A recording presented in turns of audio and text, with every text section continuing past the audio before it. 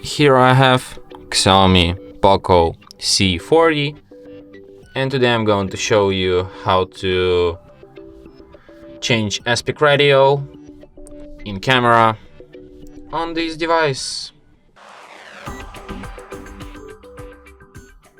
So firstly you have to open camera, then tap on three stripes here, go to, don't go to settings, you can also do it in settings, but you have this first line here, and by here you can change aspect ratio. So you have 1 on 1, 3 on 4, 9 on 16, or full screen.